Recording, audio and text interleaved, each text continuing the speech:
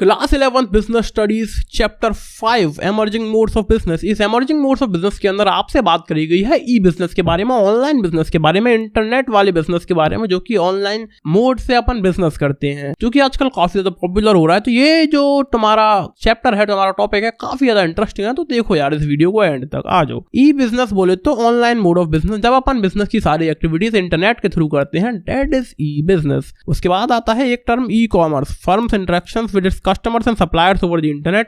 एक फर्म जो अपने कंज्यूमर्स और अपने सप्लायर्स से कांटेक्ट करती है, उनसे पैसे का लेन देन करती है, इंफॉर्मेशन का लेन देन करती है, दैट इज ई कॉमर्स। तुम काफी ज्यादा कंफ्यूज रहते हो कि अब तक ई बिजनेस और ई कॉमर्स के अंदर आखिर ये दोनों सेम चीजें हैं या अलग अलग। आओ बताते हैं। देखो, ई कॉमर्स वर्सेस ई बिजनेस। ई बिजनेस इंक्लूड्स ई कॉमर्स। ये क्या हो गया? तो जो ई कॉमर्स है वो ई बिजनेस का एक छोटा सा पार्ट है। ऐसा क्यों?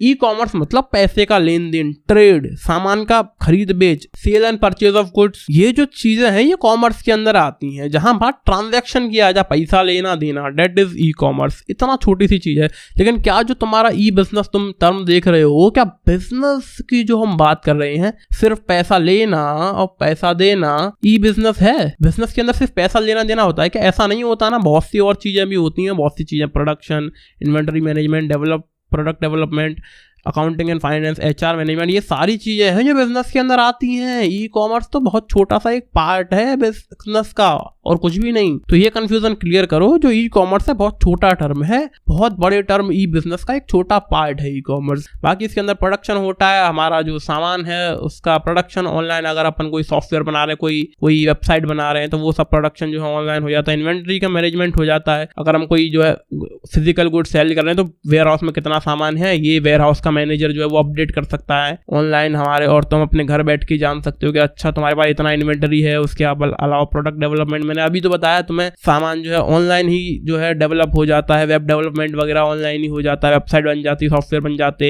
एप्लीकेशंस बन जाते हैं। अकाउंटिंग एंड फाइनेंस, अकाउंटिंग बहुत ज्यादा आसान हो गई है ऑनलाइन मीडियम के अंदर। HR management, human resource management भी ऑनलाइन काफी जो है आसान है, काफी आसानी से चीजों लोगों को मैनेज किया जा सकता है। ये सब है ई बिजनेस की पार्ट। तो ई कॉमर्स ई बिजनेस का छोटा सा पार्ट है और कुछ भी नहीं। आ गया हो टाइप्स ऑफ कॉमर्स। कॉमर्स यानी कि पैसे का लेन देन, ट्रांजैक्शंस वगैरह कितने टाइप्स के होते हैं। B2B कॉमर्स, जब एक बिजनेस दूसरे बिजनेस को सामान बेचता है और उससे पैसा लेता है, दो बिजनेसेस के बीच पैसे का लेन देन, दैट इज B2B कॉमर्स। दूसरा B2C कॉमर्स, मोस्ट पॉपुलर, जब एक बिजनेस कस्टमर को सामान बेचता है, कस्टमर और बिजनेस के बीच में इंटरेक्शन, कस्टमर बिजनेस के बीच में पैसे का लेन देन, B2C कॉमर्स। तीसरा इंट्रा बी कॉमर्स। अब तुमको ये क्या चीज है? ये तो थोड़ी अंदर की चीज लगती है, इंट्रा से, कि नहीं? तो जब एक बिजनेस के डिफरेंट डिपार्टमेंट्स में या फिर डिफरेंट ब्रांचेस के अंदर बीच में ट्रांजैक्शंस जब होते हैं, इंटरेक्शंस जब होते हैं, that is intra B commerce. एक ब्रांच से दूसरे ब्रांच पे कोई सामान भेजना, एक ब्रांच से दूसरे ब्रांच पे पैसे का लेन देन, ये सब intra B commerce. C2C commerce, C2C ये तो काफी ज्यादा अजीब लग रहा होगा तुमने, लेकिन इसमें अजीब वाली कोई बात नहीं। तुमने कभी ना कभी कोई सेकंड हैंड सामान खरीदा या बेचा जरूर होगा। जब तुमने अपनी 10वीं क्लास की सेकंड हैंड किताबें किसी को बेची थी और उससे तुमने पैसे कमाए, मतलब पैसा आ गया तुम्हारे पास, सामान बेचा, पैसा आ गया, तुम कस्टमर थे जिसने सामान बेचा, जिसने खरीदा वो भी कस्टमर ही था। C2C कॉमर्स, तुमने कभी कोई सेकंड हैंड मोबाइल खरीदा या बेचा होगा, तुमने मोबाइल खरीदा सेकंड हैंड और जिसने बेचा वो भी कस्टमर था। C2C कॉमर्स, कस्टमर से कस्टमर के बीच में जब पैसे का लेन देन होता है, ट्रांजैक्शन होता है, इंटरेक्शन होता है, दैट इज C2C कॉमर्स। उसके बाद बेनिफिट्स फॉर द ऑर्गेनाइजेशन। एक ऑर्गेनाइजेशन को ऑनलाइन बिजनेस करने के क्या फायदे हो सकते हैं? ग्रेटर मार्केट प्लेस, एक बहुत बड़ा मार्केट मिल सकता है। आपके एक लोकल किराने वाले के पास शायद से 50, 60, 100 लोग एक रेगुलर कस्टमर्स होंगे, लेकिन ऑनलाइन बिजनेसेस के पास लाखों की तादाद में रेगुलर कस्टमर्स होते हैं। एक बहुत ही बड़ा मार्केट होता है उनके सामने। उसके बाद lower operational cost. Offline business करने के लिए बहुत सारे खर्चे होते हैं, जैसे कि रेंट पे करना, बिजली का बिल पे करना, बहुत सारे लोगों की सैलरीज पे करना एंड काफी सारे टैक्सेस वगैरह पे करना ऑफलाइन बिजनेस करने के चक्कर में। ऑनलाइन ये सारी चीजें बहुत सस्ती होती हैं क्योंकि हमें कम लोगों की जरूरत पड़ती है, जगह तो चाहिए ही नहीं, बिजली का बिल बहुत कम भरना, ये कंप्यूटर ही तो है, कंप्यूटर का बिजली का बिल जाएगा, अरे दे देंगे कोई बात नहीं, बहुत बड़ी दुकान नहीं है ना हमारे पास। और वेबसाइट का किराया देना थोड़ा बहुत ही कम होता है। ऑपरेशनल कॉस्ट बहुत ही लो हो जाती है बिजनेस जब हम ऑनलाइन करते हैं। तो पुल सप्लाई चेन मैनेजमेंट, ये तो थोड़ा नया सा लग रहा होगा। तो मैं देखो, सप्लाई चेन मैनेजमेंट दो प्रकार के होते हैं, पुल और पुश। ऑफलाइन में क्या होता है कि हमने सामान बनाया, दुकान में लाके सजा दिया, कस्टमर आएगा, पसंद करेगा, सामान उठाएगा, देखेगा, चला के देखेगा, उसके बाद अपने को पैसा देगा। पहले हमने सामान बना लिया, उसमें पैसा खर्च कर दिया, कस्टमर आएगा, सामान लेगा, बाद में आके हमको पैसा देगा। लेकिन ऑनलाइन में क्या होता है, कस्टमर ने ऑर्डर दिया, पैसा दिया, उसके बाद हम सामान बनाएं और उसे भेज दें। ये दो चीजें उल्टी हो गई। ऑफलाइन मोड के अंदर अपन सामान बना पहले देते हैं, पैसा बाद में आता है। लेकिन ऑनलाइन में अपन डिमांड के अकॉर्डिंग सप्लाई करते हैं, जितना डिमांड है उतना सप्लाई।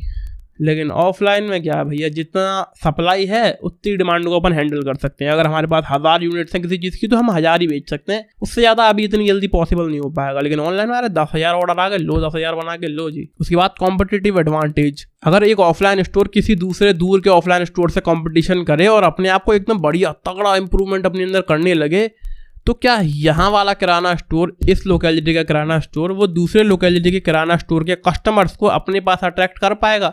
अरे बिल्कुल नहीं कर पाएगा। यहाँ वाले लोग ना इसी आदमी से सामान खरीदेंगे, इसके पास नहीं आएंगे। तो ये कितना भी कंपटीशन कर ले कोई फायदा नहीं होने वाला। लेकिन ऑनलाइन जब दो सेलर्स आपस में कंपटीशन करेंगे, एक दूसरे से बेटर बनने की कोशिश जब करेंगे, तो इसके कस्टमर हो सकता है इस पर पहुंच जाए, इसके कस्टमर हो सकता है इस पर पहुंच जाए, क्योंकि उनको तो मोबाइल से ऑर्डर करना है ना। तो कॉम्पिटिटिव एडवांटेज भी है हमारे प्रोड्यूसर्स के लिए, ऑर्गेनाइजेशन के लिए। उसके बाद प्रॉपर टाइम मैनेजमेंट एक काफी प्रॉपर हो जाता है। ऑनलाइन बहुत सारी चीजें जो है ऑटोमेट भी हो सकती हैं। जब तुमने टाइम सेट कर दिया, इतने बजे ये होना है तो होना है। जैसे मैं अपने वीडियोस को शेड्यूल कर देता हूँ। मैंने रात के 1 बजे वीडियो बनाया, अपलोड करके उसको शेड्यूल पे लगा दिया कि अच्छा मैं रात के 1 बजे बनाया ये वीडियो मैंने, लेकिन ये कल शाम के 5 बजे मेरे चैनल पे पहुंच जाए। तो मैंने उसको शेड्यूल कर दिया, टाइम मैनेजमेंट डन। लेकिन ऑफलाइन में कोई चीज़ ऐसी होती कि मैंने रात को 1 बजे बना के तैयार करी, अब ये कस्टमर के पास 5 बजे अपने आप पहुंच जाए, ये चीज़ थोड़ी सी ऑड साउंड करती। ऐसे कैसे हो जाएगा भैया? कोई तो आदमी चाहिए होगा हमें, मतलब कुछ तो करना पड़ेगा। लेकिन ऑनलाइन में कुछ नहीं, उठा के रख दिया यूट्यूब पे, 5 बजे अपने आप भेज देगा वो कस्टमर्स के पास। उसके बाद small firms coexist with big firms. हमारे ऑफलाइन मार्केट में थोड़ा सेपरेशन सा रहता है कि ये सस्ता मार्केट है, या सस्ता सामान मिलता है और ज़्यादा अच्छी क्वालिटी का नहीं है। लोगों में ये मेंटेलिटी है कि सस्ता सामान यार बढ़िया नहीं मिलता यहाँ, और मेंटेलिटी और महंगा सामान, यो महंगा मार्केट है, यहाँ महंगा बढ़िया बढ़िया तगड़ा सामान मिलता है। लेकिन कोई ज़रूरी नहीं है कि जो सामान सस्ता है वो ख़राब हो, जो महंगा है वो अच्छा ही हो। तो लोगों में फालतू की एक मेंटेलिटी बन रखी है कि जो छोटी फर्म है, ये छोटा व्यापारी है, ये खराब सामान बेच रहा होगा, ये बड़ा व्यापारी है, ये बढ़िया सामान बेच रहा होगा। ऐसा कुछ भी नहीं होता है। मोस्टली जो लोग नए हैं व्यापार के अंदर, जो नए छोटे व्यापारी हैं, वो उनका सामान भी जो है वो बड़े व्यापारियों से अच्छा हो सकता है। लेकिन ऑफलाइन में ये सस्ती जगह दुकान वाला खोल पाता है, ये बड़ी जगह महंगी जगह दुकान खोल लेता है, तो सेपरेशन हो जाता है। लेकिन ऑनलाइन ऐसा कुछ नहीं है। एक सेलर जो साल के 10 करोड़ कमा रहा है वो भी अमेजोन पे सेलर है, लेकिन एक सेलर जो साल के शायद 1 लाख कमा रहा है वो भी अमेजोन पे सेलर है। वो दोनों आपस में कोएग्जिस्ट कर सकते हैं एक दूसरे के साथ। और जब तुम सामान खरीदोगे, तुम बस सामान देख के खरीद लोगे, तुम्हें कोई मतलब नहीं महंगे से खरीदा के सस्ते से। छोटी फर्म्स जो है बड़ी फर्म्स के पास में रह के बिजनेस कर सकती हैं इन द ऑनलाइन मोड। ये तो कुछ फायदे फॉर दी ऑर्गेनाइजेशन। अब बात करते हैं बेनिफिट्स फॉर दी कस्टमर्स के। कस्टमर्स को क्या फायदा? सबसे पहले फ्लेक्सिबिलिटी। अभी तुम अपने मार्केट में जाओगे, आसपास 4-5 दुकानें देखोगे और तुम देख के उन्हीं में से सामान कंपेयर करके घर ले आओगे, क्योंकि तुम में इतना विल पावर नहीं है कि यार 4-5 दुकानें देख ली, अब हम वहाँ 20-25 किलोमीटर जाएं, फिर दूसरा मार्केट देखें, इतना कौन देखेगा? यहीं से लेके घर चलो। कोई खास फ्लेक्सिबिलिटी नहीं है। तुम सोचो यार सामान तो हमने देख लिया, अब लाओ घर वालों से पूछ ले ये कपड़े अच्छे हैं कि नहीं, लाओ फोटो खींच के घर भेज देते। तुम फोटो खींचने लगते हो, दुकानदार कहता नहीं सर फोटो अलाउड नहीं है। ऑनलाइन का क्या, 3 उंगली नीचे खींची, स्क्रीनशॉट गया, ऑनलाइन किसी को भी भेज दिया, हाँ जी कपड़े सही लग रहे हैं आपको, ले लें। वो कहते हैं हाँ ले लो, ठीक है ले लो। ये भी फ्लेक्सिबिलिटी ऑनलाइन में मिल जाती है। काफी चीजों में फ्लेक्सिबिलिटी ऑनलाइन है जो कि ऑफलाइन नहीं है। उसके बाद कॉम्पिटिटिव प्राइस एंड डिस्काउंट्स। तुम ऑफलाइन में जाओगे, 4-5 दुकान देखोगे, उनके बीच में प्राइसेस कंपेयर करोगे और लेके घर आ जाओगे सामान। लेकिन ऑनलाइन तुम्हारे पास हजारों सेलर होंगे, उनकी तुम प्राइसेस आपस में कंपेयर कर पाओगे। इवन अमेजोन पे फिल्टर लगा के देख लोगे, तुम्हें सस्ता ही सामान चाहिए तो प्राइस लो टू हाई करके आराम से देख के ले लोगे। हजारों लोगों के बीच कंपेयर कर पाओगे। लेकिन यहाँ ऑफलाइन में 4-5 लोगों में कंपेयर करके लेना पड़ जाता है। उसके बाद लार्ज वैरायटी ऑफ चॉइसेस बहुत सारी होती हैं। वही वाली सेम बात करूंगा। ऑफलाइन में जाओगे, 4-5 दुकान देखोगे, सामान लेके आ जाओगे बहुत खास वैरायटी आपको नहीं मिल पाएगी। ऑनलाइन आपके पास हजारों सेलर्स हैं, बहुत सारे एप्लीकेशन, बहुत सारे सेलर्स, बहुत सारे प्रोडक्ट, उन सब में आपस में कंपेयर करके एक लार्ज वैरायटी में से अपने लिए सामान चूज करके, पिक करके एक तगड़ी चीज अपने लिए, एक अच्छा प्रोडक्ट अपने लिए आप खरीद सकते हो। उसके बाद कस्टमाइज प्रोडक्ट ऑनलाइन जो है कस्टमाइज प्रोडक्ट का काफी ज्यादा चलन है आजकल तो नहीं, काफी पहले से एप्पल भी प्रोवाइड करता है ये सर्विस कि आप अपने आईपैड के ऊपर पीछे अपना नाम लिखवा के ये चीज ले सकते हो। अगर आप ऑनलाइन ले रहे हो तो उनको कह दो हाँ जी नाम लिख के दे देना, वो नाम लिख के भेज देते हैं सामान पे, आपके नाम या कुछ भी जो आप लिखवाना चाहो वो आप लिखवा सकते हो। एंड आपने एक चीज बहुत ज्यादा देखी होगी, लोगों के मोबाइल के बैक कवर पर उनका फोटो बना हुआ होता है, तो ये तो कस्टमाइज कवर्स वगैरह ये बहुत सी कस्टमाइज चीजें हैं कि ऑनलाइन में ज्यादा चलती हैं, ऑफलाइन में थोड़ा कम है ये सब सीन। उसके बाद क्विक एंड टाइमली डिलीवरी। अगर आपने कोई चीज़ ऑनलाइन खरीदी है, तुम जब गेम में इन गेम करेंसी खरीदते हो, तुमने पबजी में यूसी खरीदी हो या फ्री फायर में डायमंड्स वगैरह खरीदी हो, तुमने यो दिए 480 रुपये, ये तुम्हारे अकाउंट में यूसी आ गई, काम खत्म। लेकिन ऑफलाइन में ऐसा कुछ नहीं है भाई, ऐसा ये चीज़ जो है इतनी ज़्यादा अच्छी नहीं हो सकती वहाँ पर। तुमने जो फ़ोन करके अंकल से कह दिया अंकल जी यार ये लिस्ट भेज रहा हूँ किराने के सामान की, आप जो घर पे पहुंचवा देना हमारे। वो कह ठीक है बेटा, आज शाम तक पहुंचवा दूंगा, आज शाम के 5 बजे तक। और उनके जो दुकान अंकल जी के पास लड़का था, उसने कर दिया मामला लेट, 5 के बजाय वो सामान ला रहा रात के 8 बजे। समझ रहे हो, मामला टेढ़ा पड़ जाता, ज़्यादा बढ़िया नहीं रहता ये चीज़। उसके बाद एम्प्लॉयमेंट पोटेंशियल। ऑनलाइन में जो है एम्प्लॉयमेंट पोटेंशियल बहुत ज़्यादा है। अब वो कैसे, देखो फॉर एग्जांपल कोई इंसान है जो इंडिया में रहता है, उसको काफ़ी सारी अच्छी अच्छी चीज़ें आती हैं, बहुत ही एक वो अच्छा प्रोग्रामर है एंड उसमें उसके अंदर पूरा पोटेंशियल है कि वो गूगल और माइक्रोसॉफ्ट जैसी कंपनियों में आराम से काम कर सकता है। लेकिन उसके पेरेंट्स ओवर प्रोटेक्टिव हैं, उसको अलाउ नहीं कर रहे कि बेटा तुम दूसरा देश में जाके काम करो। वो बेचारा जहां पर करोड़ों कमा सकता था उसी काम से, वही काम वो सस्ते में इंडिया में करना उसे पड़ेगा। नहीं बेटा तुम वहां नहीं जाओगे इतना दूर, तुम यहीं काम कर लो कोई भी। लेकिन यहीं पे मामला ऑनलाइन हो, गूगल और माइक्रोसॉफ्ट कहे बेटा तुम अपने घर रहो, वर्क फ्रॉम होम करो, ऑनलाइन में ज्यादा बढ़िया है ना। और इसमें अपन लेडीज का भी एग्जांपल ले सकते हैं, कुछ वुमेन जिनको जो शायद घर से बाहर जाना नहीं चाहती या तो उनको जाने नहीं दिया जाता काम के लिए, तो वो भी जो है घर पर बैठकर वर्क फ्रॉम होम कर सकती हैं, एक अच्छा खासा पैसा कमा सकती है, एम्प्लॉयमेंट उनको भी मिल सकता है। उसके बाद इंटरेक्शन विद कंज्यूमर्स। अब देखो जब तुम ऑफलाइन दुकान पर जाओगे, दुकानदार से कहोगे भाई साहब कपड़े दिखा दो, वो तुम्हें कपड़े दिखाएगा बढ़िया बढ़िया अच्छे अच्छे लाइनें बोलेगा, मस्त मस्त तारीफ करके उस सामान की कि ये बढ़िया है, ये तगड़ा है, इससे बढ़िया कुछ नहीं मिलेगा आपको मार्केट में। अरे इससे बढ़िया कहाँ मिला, तुम कौन सी दुनिया में जीरो, यो है बढ़िया सामान।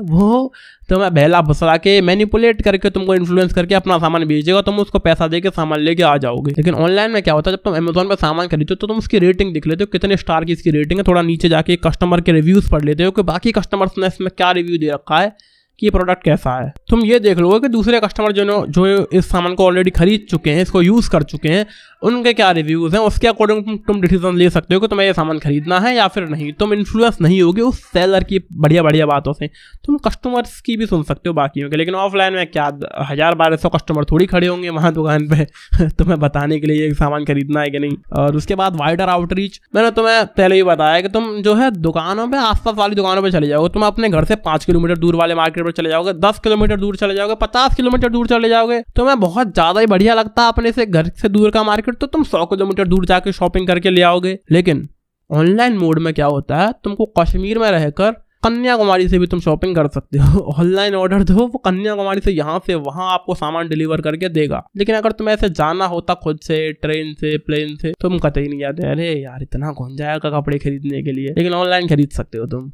ये थे कुछ बेनिफिट्स फॉर द कंज्यूमर्स। उसके बाद आते हैं कुछ लिमिटेशंस, इसके कुछ नुकसान भी हैं। सबसे पहले लो पर्सनल टच। ऑनलाइन तुम जब सामान खरीदते हो उसको देख के ले लेते हो, पर्सनल कोई टच नहीं रहता तुम्हारा उस सेलर के साथ। और तुम सेलर हो तो तुम कस्टमर के साथ कोई पर्सनल टच नहीं रख सकते, उनको इन्फ्लुएंस नहीं कर सकते, उनके सामने अपने सामान की ज़्यादा तारीफ नहीं कर सकते। बस उन्होंने देखा, उनको सही लगा तो वो ले लेंगे, नहीं तो नहीं लेंगे। पर्सनल टच एक जो है बन नहीं पाता, जो कि एक काफ़ी इंपॉर्टेंट, काफ़ी एक ऐसी चीज़ है जो मैटर करती है।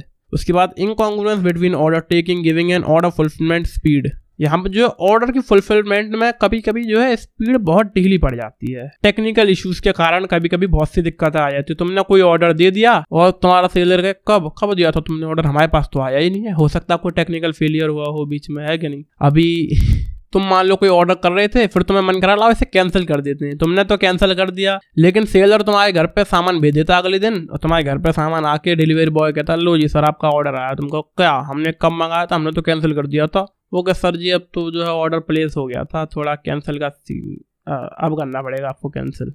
समझ रहे हो। टेक्निकल फेलियर्स वगैरह के कारण जो है दिक्कतें बहुत रहती हैं, ऑर्डर टेकिंग गिविंग वगैरह में, ऑर्डर फुलफिलमेंट की स्पीड वगैरह में दिक्कतें आती रहती है टेक्निकल फेलियर्स के कारण। अगला है need for technology capability and competence of parties. हमारी जो दोनों पार्टीज हैं, बायर और सेलर, दोनों को टेक्नोलॉजी की नॉलेज होनी चाहिए, दोनों को मोबाइल में वो अमेज़न का ऐप चलाना आना चाहिए, दोनों के पास ऑनलाइन पेमेंट का कोई मेथड होना चाहिए, जब जाकर तुम ऑनलाइन बिजनेस रन कर सकते हो, ऑनलाइन सामान बेच या खरीद सकते हो। उसके बाद increase risk due to anonymity and non traceability of parties.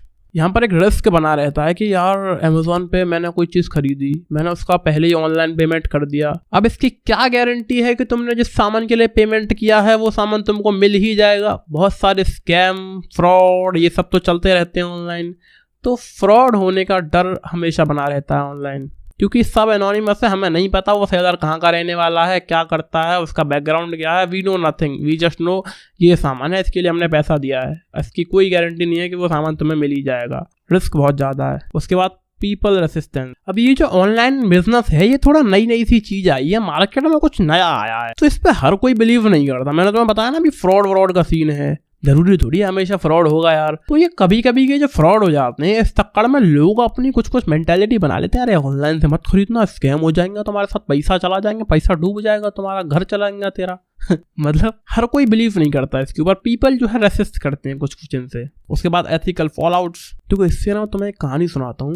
एक बार एक लड़की थी जो एक कंपनी में नौकरी करती थी, ऑनलाइन बिजनेस के अंदर जो है जॉब करती थी वो, और उनको जो है वहाँ का एनवायरनमेंट वगैरह ज़्यादा बढ़िया नहीं लग रहा था कि ये कंपनी बढ़िया है। उन्होंने कहा ये तो बेकार है, मैं चाहती हूँ इसे छोड़ना। तो उन्होंने अपनी एक दोस्त को एक ईमेल लिखा, यार वैसे तो हालचाल ठीक है, मगर यार मैं सोच रही हूँ ये कंपनी छोड़ दूँ, यहाँ बढ़िया से काम धंधा होता नहीं, बढ़िया पैसा ये नहीं देते, या कोई भी कमी उन्होंने बताई, तो मैं इस कंपनी को यार छोड़ना चाह रही हूँ, छोड़ना ही पड़ेगा, लेकिन यार मजबूरी है, मैं इसे छोड़ नहीं पा रही हूँ क्योंकि पैसे की भी जरूरत है, बाकी सारे खर्चे वर्चे कैसे निकलेंगे। मैं देख रही हूँ कोई और कंपनी मिल जाए जहाँ नौकरी मिले हमें, तो इसे छोड़ूंगा। और अगले दिन क्या होता, उस लड़की की एचआर उसके पास आती है, क्या ऐसा है बेटा, तुम कंपनी छोड़ने की सोच रहे हो ना, अभी निकल लो यहाँ से। तुमको ये क्या हो गया, उसको कैसे पता चला? अरे जिस ईमेल आईडी से उसने अपनी दोस्त को मैसेज करा था, उस ईमेल आईडी का एक्सेस उसकी कंपनी के पास भी था, क्योंकि वो जो ईमेल आईडी थी उसकी कंपनी की वेबसाइट के थ्रू बनी हुई थी। तो एथिकल फॉल आउट है ये, कंपनी को कोई हक नहीं बनता उसकी पर्सनल इन्फॉर्मेशन में के अंदर आंखें गड़ा के देखने का, आंख उसके अंदर पीक करने का पर्सनल इन्फॉर्मेशन के अंदर, लेकिन ऑर्गेनाइजेशन वालों ने उसकी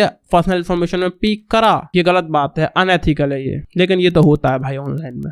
इसके बाद ऑनलाइन ट्रांजैक्शंस का प्रोसेस क्या रहता है? सिंपल प्रोसेस है, रजिस्ट्रेशन, प्लेसिंग ऑर्डर, पेमेंट। तुम अपना किसी ऐप के अंदर रजिस्टर करो, अपना नाम, पता, फ़ोन नंबर डाल के रजिस्ट्रेशन हो गया। उसके बाद ऑर्डर प्लेस करो, क्या हाँ यो हो गया ऑर्डर। उसके बाद पेमेंट कर दो, तुम या तो कैश ऑन डिलीवरी कर दो, नेट बैंकिंग से कर दो, कार्ड से कर दो, डिजिटल कैश से कर दो, अपना फोन पे, पेटीएम वगैरह से। ये तो तुम्हें पता है, कुछ खास बताने की जरूरत थी नहीं, हटाओ। उसके बाद ई बिजनेस में रिस्क क्या क्या रहते हैं? सबसे पहले ट्रांजैक्शन रिस्क, मैंने तुम्हें बताया, फ्रॉड वाला भारी चक्कर रहता है भाई, पैसा तुमने भेजा, सामान आएगा कि नहीं कोई पता नहीं। और data storage and transmission risk, तुम कोई बिजनेस रन करते हो ऑनलाइन, तुमने अपने कस्टमर्स का डेटा स्टोर करके रखा है, अब कोई पता नहीं कल को तुम्हारा सर्वर हैक हो जाए, तुम्हारे सारे कस्टमर की पर्सनल इन्फॉर्मेशन हैकर्स के पास पहुंच जाए, वो उसे चाइना वालों को बेच दें, समझ रहे हो? खतरा है यहाँ पर भारी एकदम ऑनलाइन इन्फॉर्मेशन वगैरह का। ऑफलाइन का क्या है, कस्टमर की डिटेल हल्की हल्की जो है हमने यहाँ अपनी फाइल्स में लिख के रखी है, लिख के बंद हैं दुकान के अंदर, शटर डाल के रखा है, कोई इन्फॉर्मेशन ले जाएगा, क्या ही ले जाएगा, कौन यहाँ से उठा के फाइल को चाइना बेच के आएगा।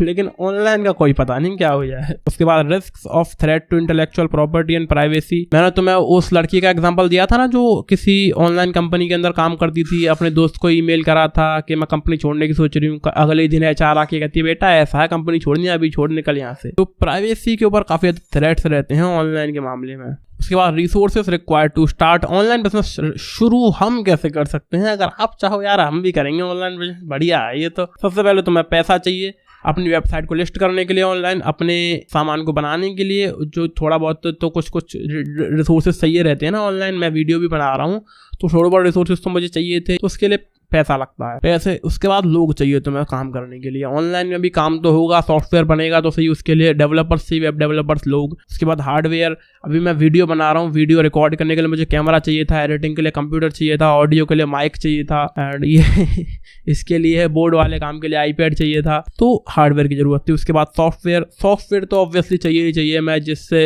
रिकॉर्ड कर रहा हूँ ये वीडियो, उसके कैमरा के अंदर एक सॉफ्टवेयर अंदर डला हुआ है, वो सॉफ्टवेयर, ये जो आप प्रेजेंटेशन यहाँ पर देख रहे हो, ये पूरा एक सॉफ्टवेयर से मैंने प्रेजेंटेशन बना के रखी है। कंप्यूटर में जिससे मैं वीडियो कोई एडिटिंग करता हूँ वो भी सॉफ्टवेयर है। ये 4 चीज़ें अपने को चाहिए, अपन कल ही बिजनेस शुरू कर सकते हैं अगर हमारे पास ये सब है तो। मतलब ऑब्वियसली आइडिया तो होना ही चाहिए भाई, आइडिया जब तो इम्प्लीमेंट करोगे। उसके बाद एक टॉपिक है आउटसोर्सिंग। आउटसोर्सिंग मतलब अपने काम को बाहर से करवा लेना किसी और से।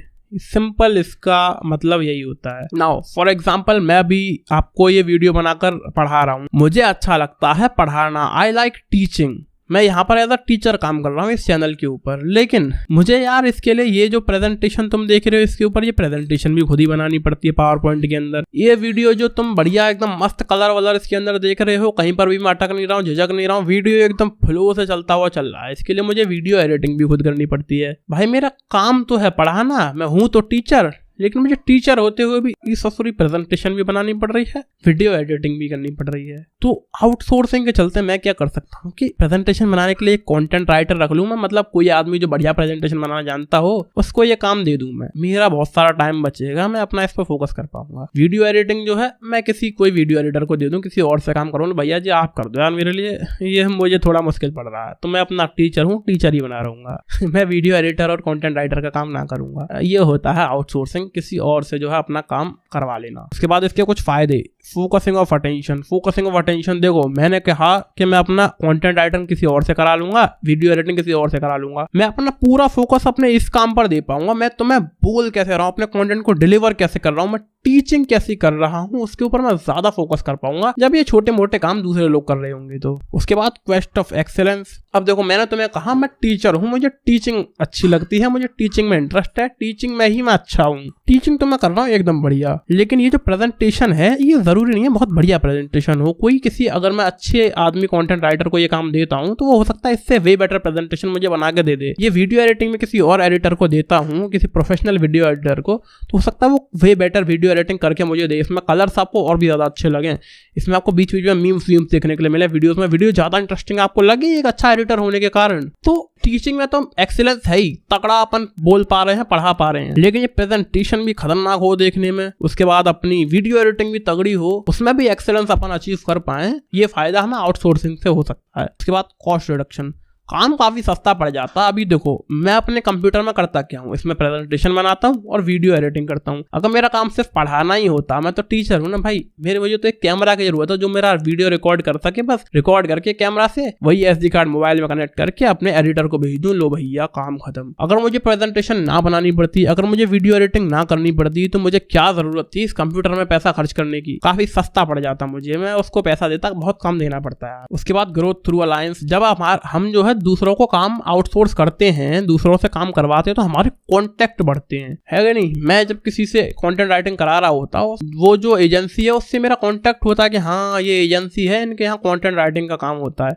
मैं किसी से वीडियो एडिटिंग करा रहा होता हूँ, कोई एजेंसी होती है कि हाँ ये एजेंसी है, ये वीडियो एडिटिंग का काम करते हैं, लोगों के लिए एडवर्टीजमेंट्स वगैरह बनाते हैं, लोगोस वगैरह बनाते हैं, ये ग्राफिक डिजाइनिंग का काम इनके यहाँ होता है, वीडियो एडिटिंग का काम इनके यहाँ पे होता है। मुझे पता होता, कॉन्टेक्ट मेरे अच्छे होते और उसके थ्रू मेरी ग्रोथ हो रही होती, उनसे हो सकता कुछ अच्छी चीजें मैं सीख रहा होता। मान लो मैं किसी कंपनी का मालिक हूं और दूसरे कोई कंपनी का मालिक है, हो सकता है उनकी कंपनी में ज्यादा अच्छा मैनेजमेंट हो रहा हो, मैं उनसे मैनेजमेंट सीख पाता। हो सकता है हमारी कंपनी में कोई और काम ज्यादा अच्छा हो रहा हो, तो वो लोग जो है हमसे वो काम सीख पाते, कॉन्टैक्ट बनते आपस में एक दूसरे को फायदा होता। साथ ही साथ अगर मैं चाहूँ यार ये बिजनेस बढ़िया ग्रो कर रहा है, ऐसा करता हूँ इनकी कंपनी में एक शेयर खरीद लेता हूँ, थोड़ा सा कुछ पार्ट इनकी कंपनी का खरीद लेता हूँ, तो हो सकता है मैं उनके कैपिटल में भी थोड़ी सी शेयरिंग ले लूँ जो है, फिर वो उसके बाद जो प्रॉफिट वॉरफिट कमाए उसका भी अपने को फायदा हो, सामान सस्ता मिल रहा है, नॉलेज बढ़ रही है, साथ ही साथ जो है अपना उसकी कंपनी में शेयर भी अपन ले लें और पैसा कमाएं, तो चारों तरफ से ग्रोथ है आउटसोर्सिंग करते हैं जब। उसके बाद फ्लिप टू इकोनॉमिक डेवलपमेंट, अब मान लो अमेरिका के कुछ लोग जो हैं हमारे लोगों से काम करवाएं, हमारे इंडियंस से, तो क्या फायदा होगा उससे, हमारे इंडियंस को एम्प्लॉयमेंट मिल रहा है, हमारी इकोनॉमी ग्रो कर रही है, हमारे इंडियन पैसा कमा पा रहे हैं, इकोनॉमी को ग्रो कर रहे हैं आउटसोर्सिंग की वजह से। ये थे कुछ फायदे। अब इसके कुछ जो है नुकसानों की बात कर रहे हैं, आउटसोर्सिंग के क्या कौन हो सकते हैं। सबसे पहले कॉन्फिडेंशियलिटी, जब हम अपना एक काम, अपनी कोई भी एक्टिविटी किसी दूसरे से करवाते हैं तो हमें उसके बारे में उसको पूरी डिटेल देनी पड़ती है कि अच्छा हम इस काम को इस तरह करते हैं, हमारा ये प्रोसेस है, हमारा ये तरीका है, कोई खाना है तो ये जो है इसकी रेसिपी है, हम अपना पूरा